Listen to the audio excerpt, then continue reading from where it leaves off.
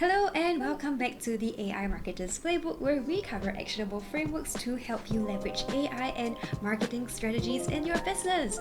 I'm Audrey Chia, your host, and today I have with me Ross Symons. Now, Ross is a leading AI content creator, animator, and an educator who bridges creativity with technology. Ross started as a web developer in advertising, then made a super interesting transition into origami art and animation, building a really impressive following on Instagram. Today, Ross is the co founder of ZenRobot, where he develops workshops to train marketers, agencies, and creatives and teach them how they can really harness AI for social media, brand campaigns, and storyboarding. Ross, I'm super excited to have you on the show today. Welcome. Thank you. Thank you so much for having me, Audrey. Yeah, and thank you for the wonderful introduction. You filled in things there that I'd forgotten about, so I appreciate that. Thank you. I started my career also in advertising. So tell us a bit more about your background. How did you get started and what got you into the whole world of AI? So I come from a advertising background. I was a web developer building games, applications, anything that clients in that space needed. I worked for agencies. The last agency I worked for was Ogilvy, which is quite a big international company, but here in Cape Town in South Africa. And I worked out quite early on in my career that I love working with people, but I don't like working for people. So I quickly understood that I needed to go and do something by myself. So in 2014, I started an Instagram project. Now, 2014 was in South Africa, at least, the Instagram was just starting to kick off, and I think globally, between 2010 and 2014, Instagram had, just started gaining a bit of traction. All we really had before that was Twitter, which is now X, and Facebook. And I wasn't really much into social media at all, but I'd always liked the idea of creating something which I could put towards a year-long project, so a little bit each day, which would contribute to a final project. So I kicked off this origami project, it was me just wanting to, I had a fascination with it, and all I really wanted to do was keep a digital record of all the little origami pieces that I'd folded and found designs of. So I think when I started that project, it was just, me getting interested in social media and started posting regularly, which, if I look at what I'm doing now, definitely lay the groundwork for how I'm able to create as much content as I do now, mostly for LinkedIn and Instagram. And while I was creating that content, I quit my job. I went and did freelance work. So I was doing freelance web development work, building websites for clients. And by the end of that year, my following on Instagram grew large enough for me to say, look, maybe I can just try and do this thing full time and see what happens. So what I was doing at the time was animating the paper as well. So I think I hit a niche where it was a very specific type of content I was creating. I was folding paper, which is something origami, if you've ever tried it before, it's not an easy thing to do. So I just dedicated that year to becoming better at that. But I was also creating animations. So I was making it stop motion animation, move, take a shot, and telling little stories with that. So it was also at the beginning of when people were getting recognized as influencers and content partners for brands. So they saw the work, and that kind of kicked off that whole thing for me. But I never, through the sort of 10 years that I did this, up until I guess till the end of 2023, I never let go of the tech side of what I'd done. So I was still doing website stuff. I was trying to build little applications with the APIs that were available. I was into cryptocurrency when it came out, right, that was, I think, around 2016, 2017. The whole NFT thing, you had NFTs, which were quite a popular thing for, which I thought was going to be this massive thing, and kind of just ended up being not too much. But it definitely was a step in the direction of, remaining in the creative space with technology. So in 2022, that was July of 2022, when Midjourney, which is a very popular text-to-image and image-to-image generation tool, when that came about, I saw that as I never really understood the concept of, never seen in practical terms what it would look like when you take a piece of text and turn it into an image.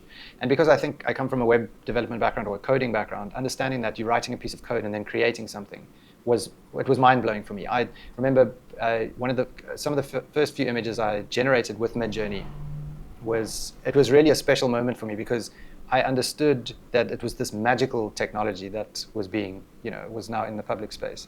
Later that year, November of that year, was when ChatGPT arrived. So now you had a diffusion model, which was Midjourney, and then a large language model being ChatGPT. So when those two technologies arrived, I was like, look, I'm pretty sure everybody is going to be diving into this and understanding it. So I better just make sure I understand how this works. But I found that not everyone was as interested in it as what I was. And I kind of rushed ahead. I just continued using the tools. I started making as much content as possible. I was posting it a bit on Instagram, which I had an account on. And I then transitioned, I guess, at the beginning of last year to LinkedIn. I just figured I'm going to be doing this thing.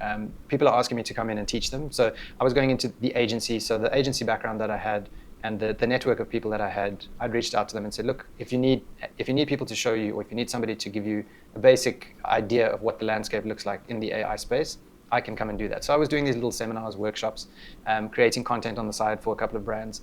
And at the end of 2024, end of last year, my old boss came to me and he said, look, you're clearly doing this thing properly. Let's form something. So ZenRobot was born. And what ZenRobot does is we do teaching under the ZenRobot Academy. So that is, we have a masterclass every month where it's a 4-week masterclass where we take people from the basics of image generation all the way through to consistency and motion. And then finally a sort of portfolio ready piece which they can use to show potential clients. That we run monthly. We create content for brands as well. So it's everything AI, both on the teaching side as well as on the content creation side. Wow, and it seems like it has been quite a journey for you, right? But there are also elements that remain consistent, right? Using creativity in different ways, whether it's your origami or in web dev or now with AI. Yeah. I think that human element is still very strong in many of us. It's just what are the tools and the formats in which we deploy that, insight and creativity that we have. Now, because you also came from an agency background, I'm curious to know what are some of the big shifts you have seen after, the dawn of AI? Honestly, this time last year when I was speaking to agencies, I thought that in a year's time, we would be a lot further along. I thought that more agencies would be adopting the technology. They would understand how the technology works. It would be easier to use the technology. But that hasn't happened. And I've paid close attention to that. And what has seemed to have happened is many people in agencies and in marketing teams are aware of this new technology. I mean, it's difficult to ignore. And some teams have been told by their bosses and by their leaders, you have to go and learn how this technology works. And they try and they do their own version of it, and then they bring it back into the team and they attempt to try and piece it together. And some of those agencies they're doing it right, and they're using it to the fullest of its capacity. But for the most part, I've just found that a lot of agencies they've seen the technology, they're not too sure which direction to go, and that direction could be which tools do we invest in? Do we need to train our whole team? Is there one specific person that needs to be the AI person? Do we make this a company-wide initiative where everybody learns AI? So there's all these questions that are coming up now, and I think it's a confusing time for marketers and a confusing time for advertising agencies because there's this narrative of like the agencies are dead and creatives are going to lose their jobs to AI, and there's all this like these stories going around, which I think are not as true as the media likes to make it sound. But I think there are some truths in it, and the truth is that I think smaller agencies that are willing to invest a bit of time and to either take a course or just focus entirely on, cool, we're going to learn these workflows, not the tools specifically, because as you know, with the landscape of tools that are available at the moment, they are just changing all the time. Like it's just, it's so difficult to keep up with what is changing. I mean, our job at ZenRobot is to keep up with those tools so that we can teach the next thing. But what we aren't doing is we aren't teaching tools. We're teaching workflows. We're teaching an understanding, a fundamental understanding of how to engage with these new tools, with this new technology. Because and maybe it's my technical background that has assisted me in this, but what I have paid close attention to is that there's a new way of us engaging with these tools. You don't speak to it like a human. You don't speak to it like you speak to a Google search. You don't speak to it like an old or a young person, but it's also a computer. So it's kind of like, it's this weird thing that's going on there. So trying to educate clients and trying to educate people in general on how to use this technology is, it's difficult because you have to get their buy-in. You have to get them to tell you, look, this is what it entails, this is what it costs, and this is how long it's going to take. I think there's an easy assumption that, well, just teach us this tool and this tool. I can do that. I don't even need to do that. I can send you a YouTube tutorial on how to do that. But all you're going to get is a very small slice of what is possible within that tool. And understanding the fundamentals, which I think most companies should be investing in now, is where the current landscape of the advertising and marketing agency space is for a lot of companies and a lot of people. Yeah. And I also completely agree. Even on my end, I had a couple of ex-contacts of mine also reach out. And it has been about 3 years since the dawn of ChatGPT, right? But at the same time, the way that agencies are perhaps still perceiving AI is they might see it as sort of a threat, especially for those in a certain position. And then for the juniors who want to adopt it, they would love to quickly use it so that they can start optimizing their workflows. But then again, there isn't, like what you said, a system or a structure in place for that to happen. And in your opinion, what would make the most sense? Would it be like a top-down approach, a bottom-up approach, or how does the company even get started, especially if they are a giant agency like Ogilvy with so many different offices, functions? How do you upskill an entire suite, or team of people? I think that one of two things could happen. One is the same as when traditional agencies started integrating digital agencies into their, and I was part of that. I started at a digital agency, so we were very much about social media and online, and where traditional agencies were all the below the line stuff, TV ads, print, point of sale, that sort of thing. And with digital came this, it was also like, oh, where's digital going? Is social media going to be a thing? And all that happened is a lot of the big companies bought those agencies and took them into the larger corporate. I think that something similar is going to happen, where there are these little, maybe not AI agencies, but AI companies that are proficient in certain tools and workflows and understanding, this is how you use the tools. So those companies are just going to get brought directly into that. Either that, and look, if I was on the smaller AI agency side, I wouldn't go into the bigger companies, because all that's going to do is going to slow everything down. So, and you've seen this, the reality of, exactly to your point, trying to train hundreds, even thousands of people sometimes is near impossible. And not everyone is on the same level. Not everyone wants to. As just from on the ground level, people that want, or people that start a job, let's say you're a mid-level creative, mid-level designer, if you have to now, or even a senior designer, if you have to now get told by your boss, look, you need to go learn how Midjourney works, you need to go learn ChatGPT, you need to build a workflow for your team, they didn't study that, they didn't sign up for that, they might not have an interest in it. So why should they go and do it? And if the should is based on the scare tactics of, well, AI is going to steal your job, or someone who knows how to use AI is going to steal your job, then I personally wouldn't want to be in that position, because now you are forced to learn a technology that you don't have any interest in, where you went in as a designer because you like the creative process, maybe Photoshop or something that you enjoyed. And yes, there is a shift that needs to happen. So, just to get back to your question and answer what that sort of medium and, where do AI agencies sit and what should companies be doing? I think that training obviously has to happen on some level.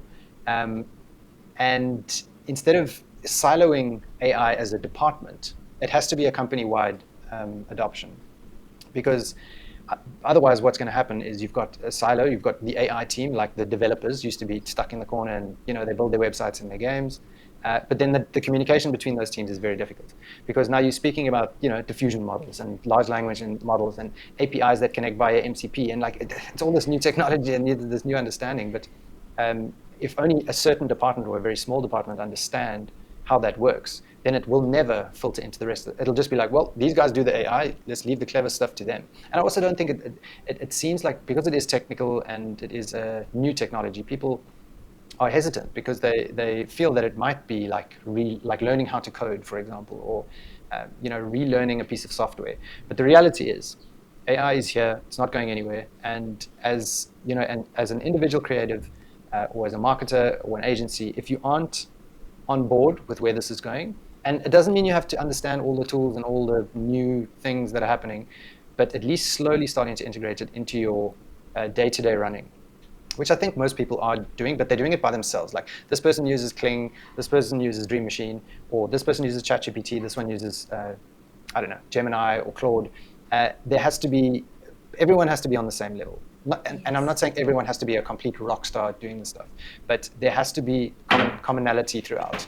Yeah, definitely. And even also see that in copy, right? It's very interesting because somebody can take 7 prompts to get to one output, when in fact, if you know how the end result that you're looking for, a single prompt will do. And that's the difference between just giving them a tool and giving the person a tool and the knowledge of how to use it. So by right, if everyone on your team has at least that basic understanding and frameworks internally, then that's when you can really get them to work together. I'm also curious to know, what are your thoughts on that human AI kind of balance, right? So where does creativity start and where does AI come into the mix? How do creatives, marketers, and even businesses find that balance? That's a great question.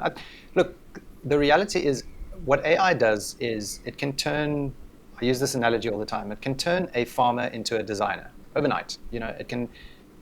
That farmer can decide he wants to be a designer, he can go sit, he can use ChatGPT to help him with layouts and the basic understanding of how to set something up, how to do a basic design layout, what typography means, how it relates to all of this. And overnight, they will have the very base level skills in order to create a design.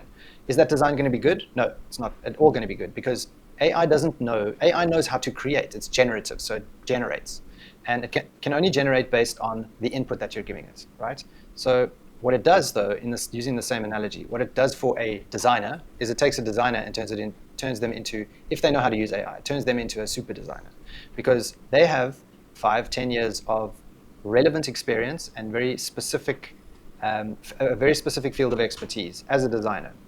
So when AI generates something and it shows an image, it shows a piece of text, it shows a video, that creative that's got those 10 years of experience, and this is where the creativity comes in, is able to look at that and go, there's something a bit off about it. I'm not sure what it is, and I'm willing to work until I get that. Either personally for me, it's a feeling. You look at it and you're like, Yes. something feels off. Yes. I don't know what it is, and I'm willing to use the tool. I'm willing to sit with Midjourney for the next hour. I don't care if it takes 5 hours, but I'm gonna do what it takes to get it to a place that I personally am happy with. And if you speak to most designers and most creatives, that will resonate with them, because they look at it and they're like, that looks like it was designed by a machine. And the machine, AI, doesn't know the subtle, nuanced differences between good design and excellent design. The reality is anyone right now can design good design. Our farmer analogy, our farmer can make a good design. Is it going to be an excellent design? And is it going to pass for an excellent design? No, it's not, because the farmer doesn't know what to look for. So designers and the creative mind that is behind those using the tools is, I think, going to allow your work as a creative to be a lot better. Because what you do start finding, and this is what I've found, the more I use AI, there's little shortcuts that I'm finding that it's helping me with. Well, the reality is, I have an eye for design, but I can't design physically. So now I know what to look for, and now, because I know how to prompt and I know how to edit, I can ask whatever tool I'm using to produce something. When it produces something, I know technically how to get it to the point that I know what a good design looks like. So that is where your field of expertise as a creative person is definitely going to aid you and help you in using these tools. Where I do see a challenge coming in is the young sort of juniors that are coming up, because they don't have experience. Their well of understanding is not that deep. So they are getting to a place now where the work that they need to do can be replaced by AI, because it's very basic work. It's like templating and very basic structuring of content, be it a website or a design or a code base. So how they are going to fill in that gap, I think, if anything, they should be mentored for the next 2 or 3 years by the designers and creatives that have been using this technology, particularly designers and creatives that have used normal traditional tools to design and create along with AI. So that maybe there's a hybrid model where you have a senior designer and a junior designer, a junior who knows like some of the AI tools inside out, doesn't know much about design, but can help the senior designer shortcut what they're doing. I think there might be a sort of hybrid thing going on there. But is someone who's been working in the industry for the last 15 years going to want to have somebody who's 6 months out of their first internship telling them what to do? I don't know. That's a good question. So, personally, that wouldn't really sit well with me. But maybe it's time to, it's also a time to just be humble, understand that this technology is upon you, and it is going to change everything that you do. Either you can fit in or you're going to fall out. Yeah. AI can solve many things, but it cannot solve the human pride. And that's something that we have to navigate. But yeah, so many great points, right? Even for me, I like to say that the best the best people who can use AI to prompt for copy are copywriters. Again, because you have that eye, right? So what you talk Yeah. about is that creative eye that from that wealth of experience that you have built over the years. And Hmm. interestingly, one of a younger copywriter came up to me and said, Audrey, but I've been watching so many AI copywriting videos, but I can't I can't tell what is good copy, or I can't build good copy because I don't know what that is. I only know how Hmm. to prompt. So you can see that without that human insight, I'm sure you've seen that AI then falls flat, right? Exactly. Totally. And if what we are seeing with the people that are coming through our masterclass, it's people that have a particular skill set. Like maybe they've done 3D animation or photography, or they've done documentary style films. Those people see AI, and when they see what you're able to do, you can see this light go on, and they're like, "Oh, I know what to do." But it's because they are able to see what these tools are able to do for them from a visual perspective. A simple example is understanding a little bit about film and photography. If the difference between a close-up shot and a wide-angle shot, or a high-angle and a low-angle shot, or if you have in video, you have a tracking shot or a panning shot. Those elements and those camera angles and those semi-technical settings create a feeling on a visual scale. Okay. So if you understand that if you want to create something a bit more dramatic, like you have to have a close-up shot, okay? If you type dramatic photo into Midjourney, it doesn't know what that means. So dramatic might be, a man who's really upset and he's got a sword in his hand. But dramatic can also just be like really close up with an intense look on the person's face. So describing to the machine, because you know what that looks like, you know what effect you're trying to achieve, as opposed to, and this is what photographers and filmmakers and people who have been in a specific field are able to do. Where if you have someone who can just prompt, they're going to be writing these amazing prompts, but they stitch together or put them in a storyboard or in an animatic or an animation. It makes no sense, because it might make sense and chronologically and logically fits a sequence that works with a beautiful soundtrack over it. But maybe the soundtrack was a little bit off, didn't quite get that emotion. And someone who has studied music all their life and now is using AI knows what to look for. So they can hear, I know what to do to that little piece over there. I know what sound effect to overlay with it. I know which visual fits better by swapping those two things around. I mean, a million examples that we've got here, but that is where I'm seeing a lot of sort of these aha moments where people are using AI for the first time extensively and being forced down this path of this is how you need to learn it. And they're waking up and they're going like, aha, that's good. But to the juniors, they need to partner up with people that have expertise in specific fields. Definitely, and that's why I also think even if you are, or especially if you're just starting out in your career, I like to tell my juniors, don't use AI first, just get the foundations right. So build Yeah. up both skill sets, right? But learn to identify what makes a good creative good, what makes great great, what does that look like. Then when you use AI, you're really amplifying all of it. Now, Ross, a lot of our listeners are also perhaps business owners. They might have used ChatGPT to build copy, create some content, but I'm sure many of them are very intimidated by using AI for visual creation. So Mm. what are some ways for them to get started, whether it's like tools, specific techniques? What are some things they can get started with if they are really new to it? I, I just get started. Get started as soon as possible. I think that's the best advice I can give. I mean, I'm a very practical learner, so I don't. I'm not a very studious type of person. I mean, everything that I've learned from coding to origami to everything I've done has all been me learning, watching other people do it, and then trying to apply the same thing. So having a project in mind, I want to create X, I want to use Y. How do I marry those two? The only way you do it is you try. So that's kind of my philosophical approach to how to go about it. But from a practical standpoint and technical standpoint, I think pick the tools that are the most popular. Pick one of each type of tool. So pick a ChatGPT, pick a Midjourney, and pick there's a lot of these vibe coding tools coming out now as well, which is the next wave of Gen AI. And I think just set aside a goal for yourself, and maybe even if it's in your team. If you're like, cool, you want to get the team excited about this, buy them the tools, give them, say, cool, here's some dollars, go use, there's a couple of credits, work with that for the next month and tell me how you get on. And here's a project that we'd like to, test it on. Maybe a sort of, I'm not saying test it on a client that doesn't matter, but test it on a smaller scale project, where instead of you doing the whole campaign with AI, because that's another thing. I think there was this assumption that AI was going to replace everything, which it hasn't, okay? And you're still using the normal tools. So what it has done is it fits in nicely to where you can fill in the gaps. So take a project that is, something that is pretty, you're doing banner adverts, for example. Try and create a couple of images that are relevant and brand or brand ready or on brand, and create those images for those banner ads. And even just do it for 2 or 3 of them. Test it out. If it works, then you can do more banners. Then with banners, it's sort of not high-level creative. They're on these tiny little screens. They pop up every now and then. Test it out. See if that works. And if it works with that tool, then cool, you understand how that tool works. And then if you're feeling a little bit more, dangerous and you want to try out other tools, then expand that. Try it out and just test it. Test as many of the tools as possible, but also don't overwhelm yourself get all the tools and then try and learn all of them.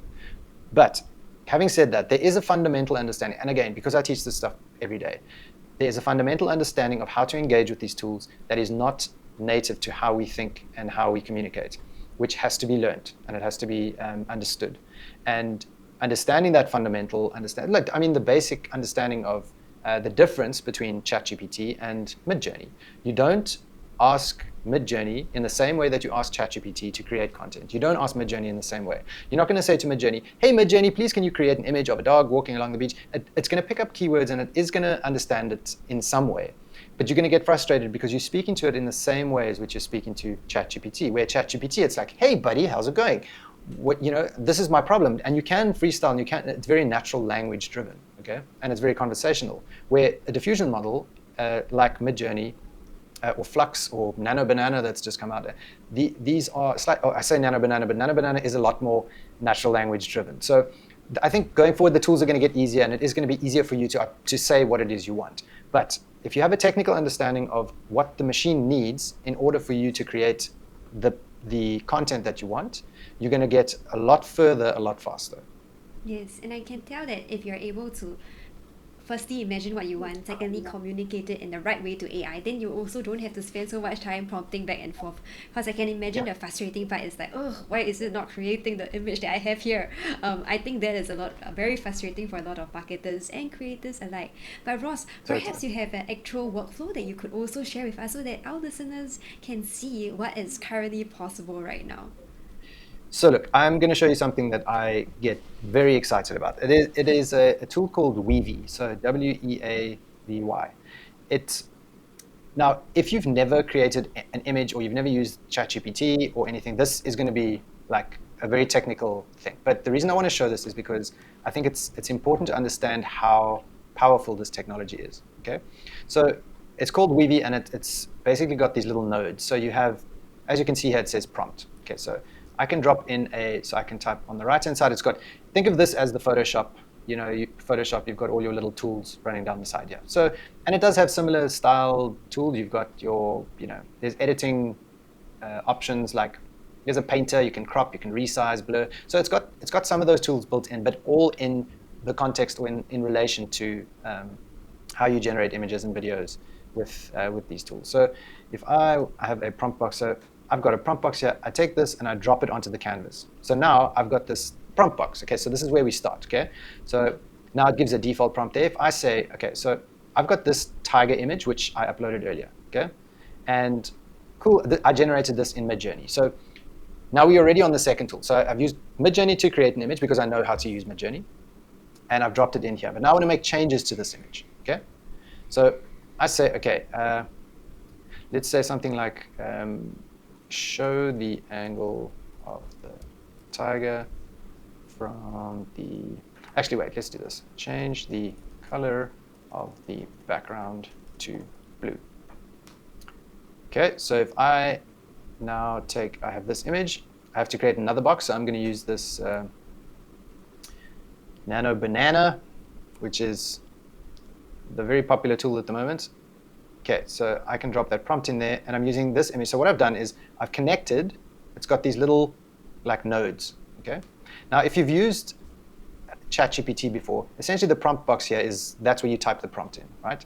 But I'm saying change the color of the background to blue, and I'm using this image. So I'm grabbing this image here and putting it in as the image. So in this box here, when I run this module, so essentially running the prompt, it's going to look at this image, it's going to look at the prompt, and to the best of its ability, it's going to now update what the background of this image will look like. Okay, this is a very, very standard, very basic example of what it is. Now, there we have our image. Okay, it's kept it exactly the same. But now, if you know what that, like how long that would take in Photoshop, okay, so you would have to deep etch, or you would have to go around the entire tiger. You'd have to and this, because it's got hair, is very difficult to deep etch, because if you've done this before, I mean, I'm not a designer, but I know that is a very difficult task.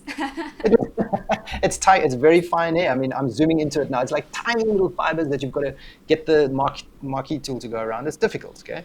And with a simple prompt, I've now been able to change the background. Okay, this is a very, very basic example of what's possible.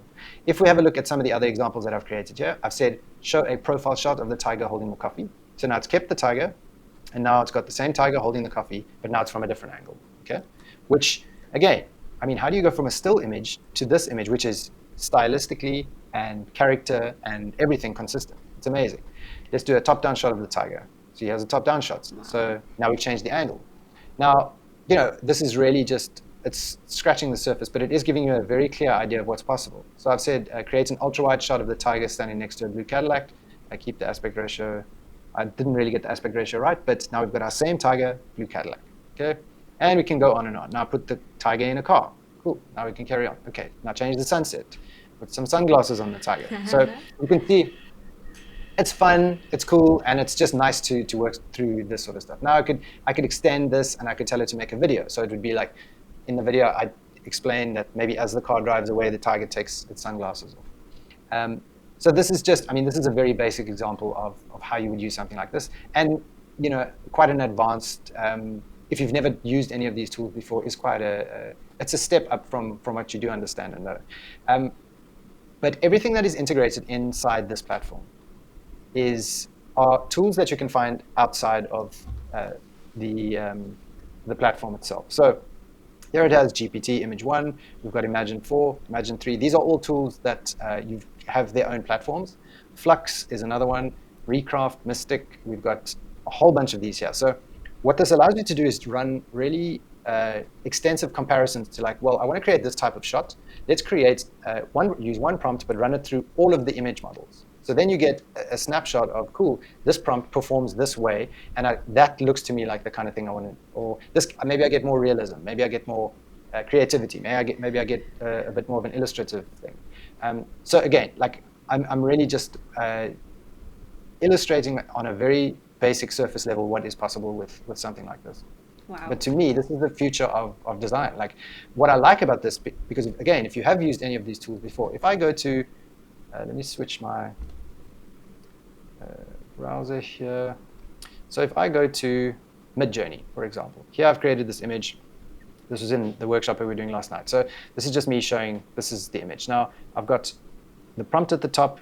I've got a couple of image references, and I run this, and then it generates 4 images. Cool, beautiful, looks amazing. But where I think in advertising, where it becomes a problem is like, cool, this is great. Can you change this? Can you change the color of her dress? Can you change the color of her hair? Can you move her a little bit to the right? Can you make the lighting a little bit different? Yes, you can, but if you don't, like the reality is I cannot regenerate this image exactly the same again.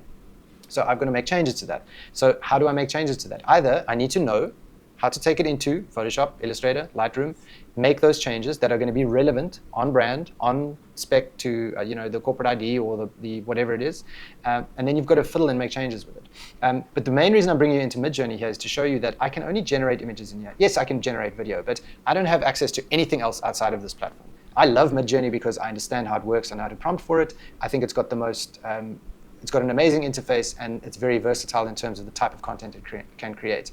But I would essentially go from this platform into a platform like Weavy, drop the image in, and then start making changes to it.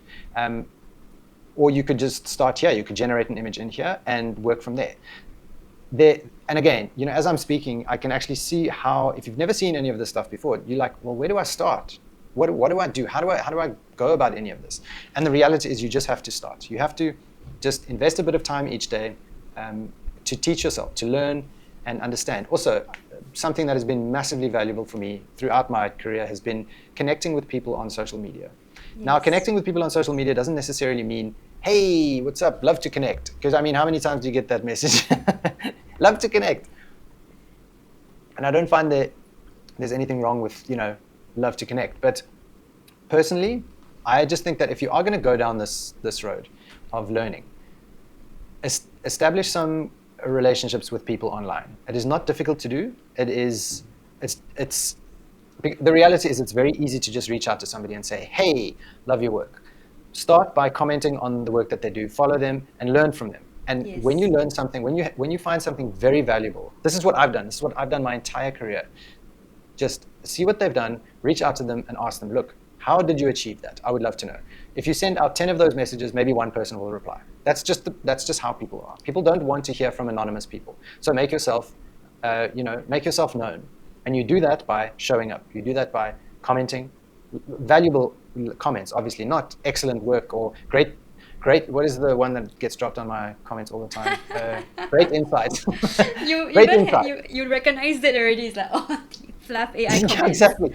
But the thing is, because you can see that person had, yes, there's nothing wrong. Thank you for the comment. I appreciate it so much. But rather say nothing. Rather just like the thing, Because so what I'm getting to is, if you are trying to learn something in anything, it doesn't have to be with AI. Connect with the community that is already doing the work. Connect with the community and you don't have to go for the guys that have, the people that have hundreds of thousands of followers. Like maybe at some point you'll connect with them. Connect with the people that are in the same space as you. And it's got nothing to do with how large their following is. It's got to do with how active they are on the platform. Personally, I try and reply to everybody's comments because I know what it feels like when I comment and I don't get a response. And also that person has taken the time to comment on the work that I've done. And I would just want to say thank you, like really. And if maybe they ask a valuable question that somebody else sees and someone else chimes in and says, hey, I've tried this, what about this tool? Maybe you can try this. And just start a conversation, the conversation, but it requires work. It requires rocking up every day, connecting with those people, follow them, see what work they're producing, and try and recreate what they've done. Use their workflows, use everything, because that's the reason we as creators and educators show our work, is because we want people to move forward. Well, that's what I want, at least. The reason I'm showing all this work is so that I can show people, cool, this is the process, this is how you do it, this is the tool you use, and this is the workflow that I used. So go and use it. It's not my workflow, I didn't come up with it, I probably stole it from somebody else anyway. So it's like, do you know what I mean? It's like, well, I didn't steal it, but I used their same workflow. And the reason we are all by all of that. Look, there's a fine line between inspiration and theft, but I think that as long as you are just actively, and you see it a lot of the time, people say, oh, these are my top 5 creators and thank you so much for sharing your content. Reach out to those people, connect with them and engage with their content, because that is where you learn the most. And when you see something that you like that they've done, try and recreate it. Use the new tool that they've got or that they've showcased, and try and understand how to use it in your own project, because that is the only way you're going to learn this. And not try and be overwhelmed by all of the stuff that is coming out, because there is a lot and there's no ways you're going to catch up to where everyone else is. Just form your own path. Yes, I love that you also said learning from other creators, because that's how I also got started in my own journey, and that's also why I continued sharing content. And the great thing is you're learning from people who probably have spent hours experimenting, failing, figuring out. Then finally you get the prompt that works. What do you share on LinkedIn, or what we share is the final result from hours and hours of work. Exactly. Right, so there's so much valuable content. It's a content gold mine. So if you are just starting out, I'm sure Ross has lots of great tips on AI for creatives, and I also post a lot of great tips on AI for content and marketing, so do check those out. Now Ross, thank you so much for sharing your insights. Perhaps if there is one thing you could tell our listeners, like one key takeaway you would love for them to think about or remember, what would that be? Stay curious. Just stay curious. That is the only advice I can give, because if you have a curious mind, it will push you towards a goal that you might not even know that you have. But you have to be aware of the fact that there's too much going on. And as long as you keep an open mind and you are aware of the changing landscape, then I think that'll benefit you largely. Awesome. So remember to stay curious and follow Ross for more insights. Ross, where can our listeners find you and who should reach out to you? Well, look, anyone wanting to train themselves as a creative, or we have teams on our masterclass as well. You can reach out to me directly on LinkedIn. I'm Ross Symons on LinkedIn. If you want an email address, you can email me at ross@zenrobot.ai. Happy to answer any questions. I can send you our info packs for the masterclass and any other products that we have. And maybe you just want to chat. Maybe there's a couple of questions you have that I can answer quickly. So just reach out to me and I will try my best to answer as soon as I can. Awesome. So thank you folks for tuning in to this episode of the AI Marketers Playbook. Don't forget to hit the bell for more actionable AI and marketing insights. We'll see you next week. Take care.